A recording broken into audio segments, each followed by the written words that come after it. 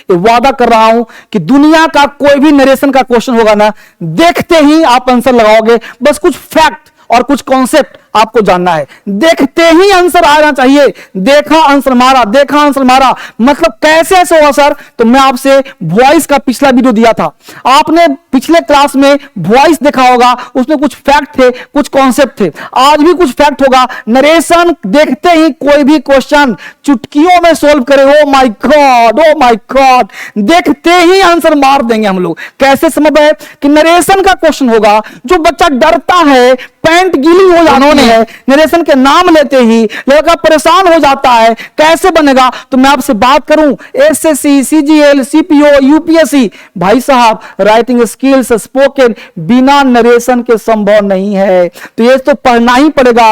अब क्या होगा कि नरेशन प्रैक्टिस में करवाऊंगा, लेकिन कुछ फैक्ट, कुछ कॉन्सेप्ट आपको जानना चाहिए। क्या जानना चाहिए भाई? तो बोर्ड पे ध्यान दो। हमने कहा कि सब्जेक्ट है प्लस वर्ब है, ये थोड़ा सा बेसिक फंडा जानना। सब्जेक्ट है, वर्ब है, अदर वर्ड है, कुछ नॉलेज होना बहुत जरूरी है। पहला पॉइंट है कि सब्जेक्ट वर्ब को हम रिपोर्टिंग वर्ब कहते हैं, आर भी कहते हैं। Reporting verb, reporting verb, R भी, रिपोर्टिंग वर्ब रट लो, इसको कहते हैं आरएस। आरएस का मतलब रिपोर्टेड स्पीच, मतलब यही नरेशन है, ये नरेशन नहीं है, ये आर भी है, रिपोर्टिंग वर्ब है, ये रिपोर्टेड स्पीच है। कुछ फैक्ट दूंगा, उसको याद करना। इसको बोलते हैं इन्वर्टेड कॉमास, इसको बोलते हैं इन्वर्टेड कॉमास, इन्वर्टेड कॉमास, इसे कॉमास बोलते हैं, कॉमा नहीं बोलते, ये बोलते हैं कॉमा। रिपोर्टिंग वर्ब है। तो कह रहा है कुछ बेसिक फंडा कि यदि सेंटेंस का स्टेटमेंट, गौर से सुनना मेरी बात को, यदि सेंटेंस का स्टेटमेंट, ये वाला स्टेटमेंट प्रेजेंट टेंस का हो, ऑप्टेटिव प्रेजेंट मतलब ऑप्टेटिव सेंटेंस हो, असर्टिव सेंटेंस हो, एक्सक्लामेटरी सेंटेंस हो सर हमको तो पता ही नहीं है कि असर्टिव क्या होता है, इंट्रोगेटिव क्या होता है, इंपरेटिव क्या होता है, ऑप्टेटिव क्या होता है, एक्सक्लामेटरी क्या है, माय गॉड पता ही नहीं सर। कोई बात नहीं, चिंता मत करो, मैं हूं ना। जैसे कहा दुनिया का हर सेंटेंस पॉजिटिव हो या नेगेटिव हो, राम पढ़ता है, राम नहीं खाता, है ना पॉजिटिव, अच्छी बात। एक्सक्लामेटरी क्या है sir? Wow what a class, exclamatory हो गया। तीसरा ऑप्टेटिव क्या हुआ sir? May God bless you. अगर ऐसा सेंटेंस हो ना तो कंजंक्शन दैट लगाना, अगर ऐसा हो तो दैट लगाना। समझ में आया बात को? दूसरी बात, अगर ऑप्टेटिव हो तो दैट लगाना, एक्सक्लेमेटरी हो तो दैट लगाना, असर्टिव हो तो दैट लगाना। बच गए दो, इंट्रोगेटिव और इंपरेटिव। इंपरेटिव हो तो टू लगाना, और इंट्रोगेटिव हो तो ई फॉर वेदर या सेम डब्ल्यूएच वर्ड लगा देना। ये नहीं समझ में आया सर, लंबा होगा, तो एक बार नरेशन का क्लास देखना। और बेहतर पढ़ने के लिए डीएसएल इंग्लिश लॉन्च किया है, दो ऐप, डीएसएल इंग्लिश ऐप और डीएसएल क्रांतिकारी ऐप, उसको प्ले स्टोर से डाउनलोड करना। फिलहाल आगे देखो, बिना समझे भी क्वेश्चन बनेगा, ठीक है? तो इसको हम चेंज करेंगे, इसको देखेंगे आइडिया क्या है, कॉन्सेप्ट क्या है। दूसरा पॉइंट देखना कि एक टेंस का पहचान हो। अगर ये वाला आरएस सिंपल प्रेजेंट टेंस का हो, सिंपल प्रेजेंट का हो, सिंपल फ्यूचर का हो, तो ध्यान देना कॉरेस्पॉन्डिंग पास्ट, यानी सब कुछ डिपेंड करता है इसके ऊपर। अगर ये वाला आर भी प्रेजेंट और फ्यूचर का हो तो डरना मत। तीन टेंस होता है ना बेटा, तीन टेंस आराम से, तीन टेंस होता है ना, present, past, future. Present tense, past tense, future tense होता है, तीन टेंस ना। तो तीन में मान लेते हैं कि अगर प्रेजेंट और फ्यूचर टेंस का हो तो no change of tense at all, इसके टेंस में कोई परिवर्तन मत करना। अगर ये वाला पास्ट टेंस का हो तभी टेंशन लेना, अगर ये पास्ट का हो तभी ये चेंज होगा। अगर आर भी पास्ट टेंस का हो और ये वाला प्रेजेंट फ्यूचर का हो तो कॉरेस्पॉन्डिंग पास्ट। ये वाला पास्ट का हो तो दो चीज चेंज होगा, वो ध्यान देना, simple present change into simple past, present continuous change into past continuous, present perfect change into past perfect, present perfect continuous change into past perfect continuous, simple past change into past perfect, past continuous change into past perfect continuous. इतना चीज video को दिक्कत लगे दोबारा देखो, तिबार देखो, या फिर मेरा पूरा क्लास करो नरेशन का। अब एक क्वेश्चन है, मैं देखने का प्रयास कर रहा हूं, बनाने का प्रयास कर रहा हूं, देखता हूं कि देखते ही बनता है कि नहीं बनता है। 3 सेकंड में इसका आंसर आता है कि नहीं आता है, चेक करते हैं आपके साथ मिल करके। आइए यहां पे चेक करते हैं क्या बनता है इसका answer. What a stupid fellow you are, she remarked. ये हो गया तुम्हारा आर भी और ये हो गया तुम्हारा आर एस। आर भी आर एस पहचानना है, कोई जरूरी नहीं जो पहले आए वही आर भी हो, जो बाद में आए वो आर एस ना हो, या उलट दो, बात समझ गए? सबसे पहला पॉइंट कि यह साइन क्या है सर? ये साइन है sign of exclamation, exclaimed, what a stupid fellow you are, exclaimed कर रहा है। तो ये आर भी है, आर एस है, तो what a stupid fellow you are, she remark. अब हम लोग इसको पकड़ेंगे तो एक्सक्लेम्ड अपने आप आएगा ही आएगा। तो सी एक्सक्लेम्ड, सी एक्सक्लेम्ड, ठीक है, सी एक्सक्लेम्ड भी सॉरो हो चाहे दुख हो जो भी होगा, तो ये सी एक्सक्लेम्ड हो गया। अब देखना स्टूपिड फेलो यू आर, जिसमें एडजेक्टिव लगा देते हैं ना, वहां वेरी बड। देखो बेटा, मेरी बात वही बच्चा समझेगा जिसको नरेशन थोड़ा बहुत आता है। अब बिल्कुल जीरो होना तो देखते ही क्वेश्चन नहीं बनेगा, पहले कॉन्सेप्ट पढ़ना पड़ेगा। तो स्टूपिड फेलो ये एडजेक्टिव है, और जहां एडजेक्टिव होता है ना बेटा, वहां वेरी लगाते हैं। क्या लगाते हैं? वेरी लगाते हैं, वेरी लगाते हैं। अब चेक करो कि वेरी कहां कहां लगा है। यहां नहीं लगा, दूसरे में लगा है, और यहां भी लगा, यहां लगा, यानी कि आपका 2 नंबर आंसर हो गया। इसी को तो पकड़ना था मेरे दोस्त, मेरे भाई।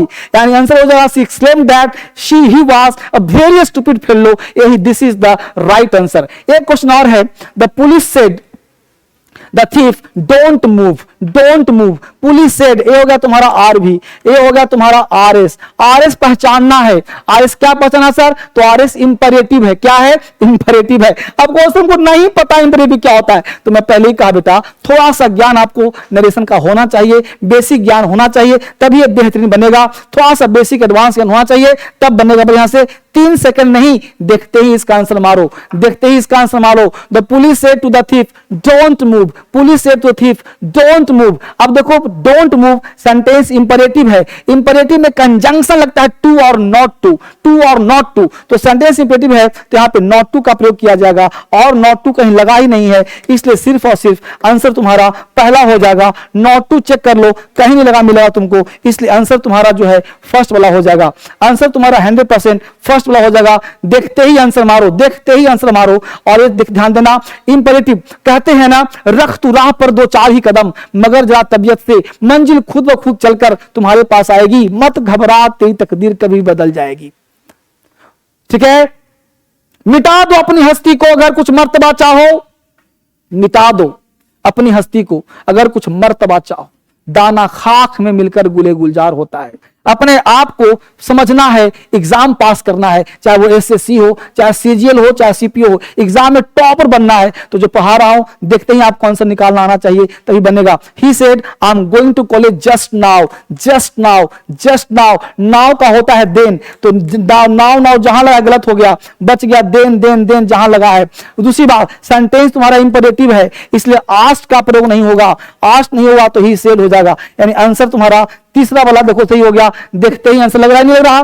क्यों सर? क्योंकि आस्ट होता ही नहीं। कहो सर यहां सेट लगा सो, तो यहां दाव का देन नहीं किया तो देख रहे हो, तो पीछे से आगे से जहां मन करे देखते रहो। तो यहां पे नाव देखा, नाव का देन होता है, देन तुम्हारा पहला में है, दूसरा में है और तीसरा में है। तो दूसरा तीसरा चेक किया, बाकी हमने तुरंत काट दिया। अब चेक किया सेंटेंस आगे से सेड है, सेंटेंस इंपरेटिव है, तो यहां पे सेड की जगह आस्ट का प्रयोग नहीं होगा, सेड की जगह सेड ही होगा। तो 3 इज राइट, बाकी रॉन्ग है तुम्हारा। अब दिमाग काम कर रहा होगा। देखो, the teacher said to the student can you explain this, can you explain this, can you explain this, can you explain this. अब दो गौर से समझना क्या कर रहा है। The teacher said to the student can you, can sentence interrogative है, क्वेश्चन मार्क है, इफ या वेदर आएगा यहां पे, इफ या वेदर।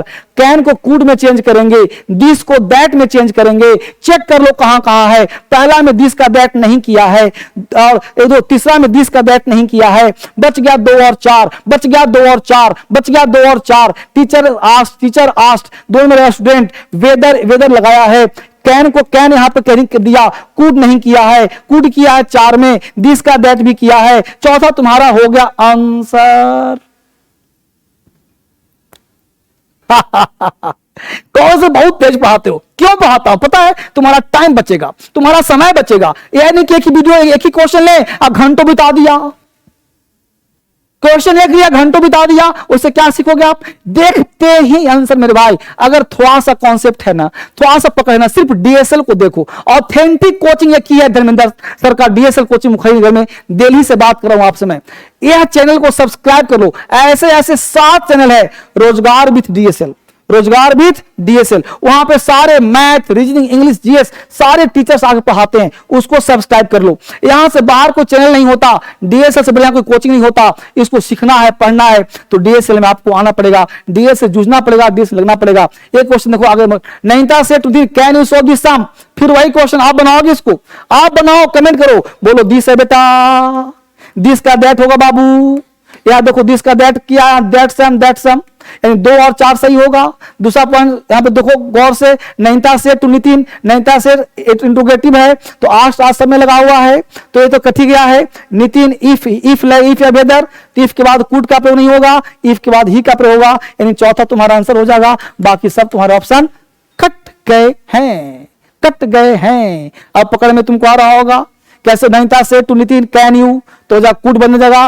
लेकिन आने से पहले क्या सब्जेक्ट होना चाहिए, इसलिए आंसर इज 4। बाकी सब रॉन्ग है। He said how lovely the scene is, यह पहले वाला का रिपीटेशन है, यहां भी वेरी का प्रयोग करेंगे, वेरी यहां भी लगा, वेरी यहां भी लगा, 2 तुम्हारे कट गए। अब वेरी के स्थान पे हाउ लवली दिया है, यानी वेरी लवली हो जाएगा, एक्सक्लेम्ड दैट, ठीक है। The scene was very lovely, the scene is लगा दिया, गलत हो गया, बच गया तुम्हारा 3 number. 3 question is right, 3 question is right. अब क्वेश्चन आप आंसर निकाल रहे हो, कैसे निकाल रहे हो, हमने कैसे निकाला, ही सेड, सेंटेंस एक्सक्लेमेटरी है, देखो इस साइन से पकड़ लिया कि सेंटेंस एक्सक्लेमेटरी है, तो एक्सक्लेमेटरी में एक्सक्लेम्ड आता है, ही एक्सक्लेम्ड, तो यहां आ गया he exclaimed that the scene was. अब वेरी कहां से आ गया, तो लवली हो गया एडजेक्टिव, पढ़ा था ना पहला क्वेश्चन में, तो एडजेक्टिव जहां आ जाए वहां वेरी का प्रयोग किया जाता है मेरे भाई मेरे दोस्त, तो यहां वेरी आ गया। इस तरह से करोगे तो आपका आंसर निकल जाएगा। अब कुछ क्वेश्चन दे रहा हूं जो आपको बनाने का प्रयास करना है,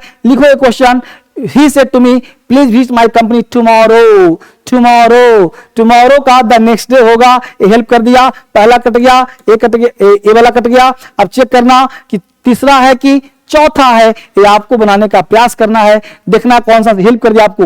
8वां number, Sukrat said virtue is its own reward, सुकरात ने कहा, सैक्रोट्स जो है सुकरात है, वर्च्यू इज और रिवार्ड, हेल्प कर दे रहा हूं, यह चेंज नहीं होता, कोई भी चीज महापुरुष कह दे, बड़े लोग कह दें, वो चेंज नहीं होता, वो यूनिवर्सल ट्रूथ होता है। तो खोज कर देखो इसमें आंसर कौन सा होगा, ए वाला कट गया, अभी इन दोनों चेक करना आंसर कौन सा होगा, 2 नंबर की 3 नंबर। और कमेंट करो, मुझे बताओ which one is right, which one is wrong, just you tell me, बताओ मुझे। मिलते हैं फिर से सुबह के 6 बजे नए क्लास में, नए वीडियो में। Bye bye, take care. Comment करो, मैं सबका कमेंट पढ़ता हूं आपके फोन में, अपने फोन में। Thank you much, bye bye, take care.